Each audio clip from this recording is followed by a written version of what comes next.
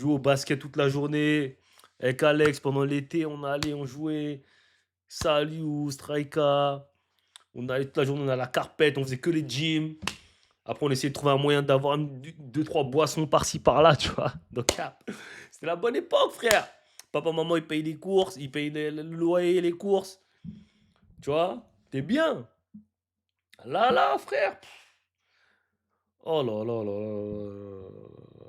Putain. Ah ouais, frère. Putain. J'ai pas assez profité de ma jeunesse. Franchement, si je pouvais faire un retour en arrière, là, direct.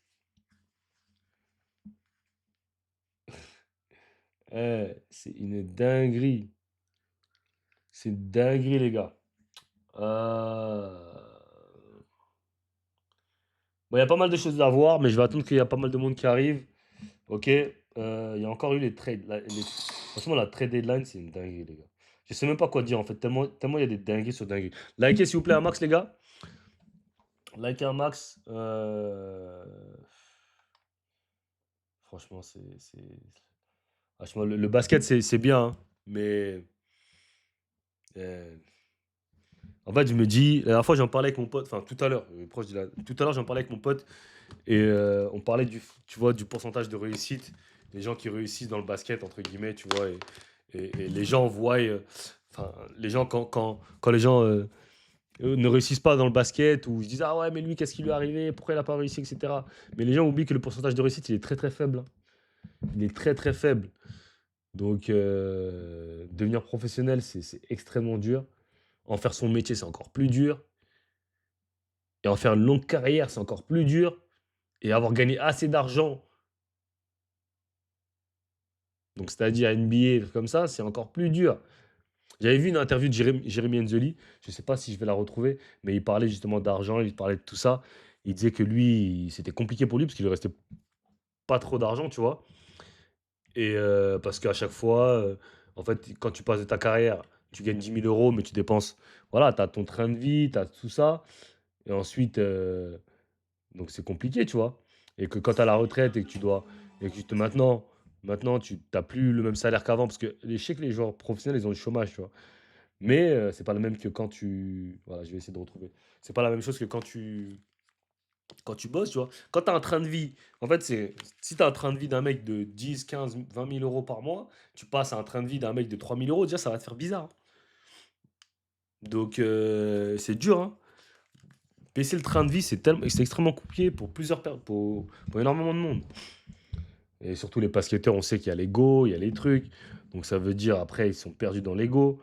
Et en plus, quand tu montres aux gens que tu as de l'argent, bah, tout le monde croit que tu es super riche. Donc tout le monde va te demander de payer, de ci, de ça. C'est pour ça, si vous avez de l'argent, le meilleur moyen, c'est, comme on dit, vivre caché, vivons mieux. Si vous avez de l'argent, si les choses vont bien pour vous, ça sert à rien de vouloir faire les mecs à haute voix. Ouais, moi je suis blindé, ouais, moi je suis ci, ouais. Ça sert à rien, les gars. Ça va vous apporter que des ennuis. Vaut mieux vivre tranquille, tu diras humble. Moi, je fais pas trop d'argent. Tranquille. Comme ça, t'es tranquille. T'as pas besoin de, tu vois. Ok, bon, mine de rien, je sais pas pourquoi. Je vais essayer de voir le truc de.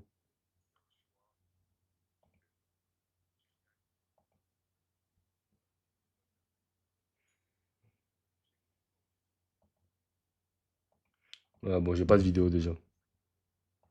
Ok, ouais, elle est là, la vidéo de Jeremy Enzoli. Euh, Hollande.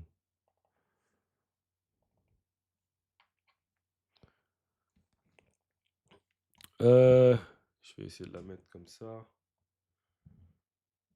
Hmm,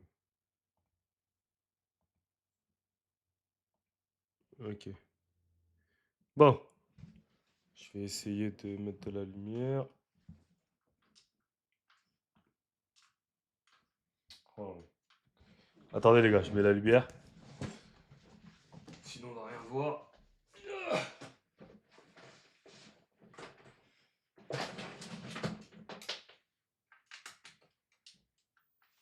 Voilà.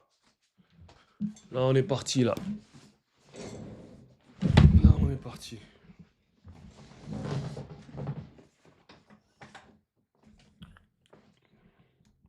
Ok, on va écouter cette vidéo. Après, il y a l'interview d'Yabusele aussi. Je sais pas si vous voulez qu'on la regarde.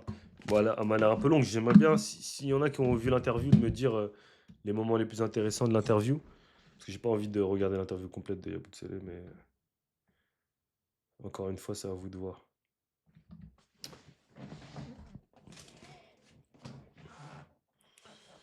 Donc voilà, on va voir cette vidéo de Jérémy Enzeli.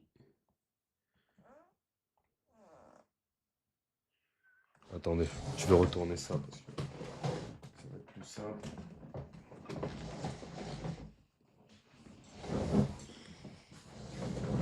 Voilà, là on est bien. Ok, on va écouter ça.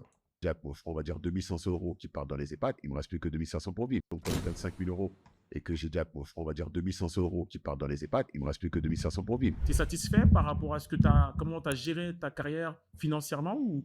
Non, j'ai très mal géré, j'ai très mal géré parce que, bon, j'ai investi dans ces trucs-là qui aujourd'hui me font plus perdre d'argent qu'autre chose. Damn. C'est des investissements sur le long terme. Et c'est des choses qui sont assez intéressantes quand on a vraiment beaucoup été quelqu'un qui a beaucoup de fonds. Donc, ça te permet d'avoir une certaine assurance financière. C'est une espèce de grosse épargne. Ouais. Mais moi, je n'avais pas assez de capital pour dire que ça suffit en tant que grosse épargne. J'étais aux alentours un peu moins de 17 000 euros. Je passais d'un peu moins de 17 000 euros aux assédiques à 5 000 euros. Rien que ce que je mettais de côté par mois, il y avait. Vous vous rendez compte, hein? Vous vous rendez compte, hein? Il était à 17 000 euros, il est passé à 5 000 euros. Déjà, enfin, c'est des grosses sommes, hein, de 17 000 à 5 000 euros. Mais tu vois, il dit déjà que de passer de 17 000 euros à 5 000 euros, ça ne le suffisait plus. Vous imaginez? Pourtant, 5 000 euros en France, t'es considéré comme riche, entre guillemets, tu vois. Mais c'est ça, l'après-carrière, c'est le truc le plus dur pour les basketteurs, je pense. Parce que tant qu'il y a de l'argent qui rentre, ça va. Mais le gars, il est passé de 17 000 à 5 000. Il a dit c'est devenu dur. Bah, c'est vrai en plus, parce qu'il explique qu'il paye l'EHPAD, donc chez les maisons de retraite, je crois. Donc pour ses parents, 2500 euros. Donc il ne te reste plus que 2005. Plus de 10 000 euros. Donc, c'est-à-dire que mais déjà, à partir de là, tu arrêtes de mettre de côté. Donc, quand je gagne 5 000 euros et que j'ai déjà, on va dire, 2500 euros qui partent dans les EHPAD, il me reste plus que 2500 pour vivre. Sachant qu'à ce moment-là, je suis au chômage. Il faut payer un logement. Le logement, il coûte cher, surtout qu'on est obligé de prendre un Airbnb puisqu'on ne va pas rester. Donc, on a encore plus de 1000 euros qui partent. Ensuite, maintenant, il y a le crédit de la voiture.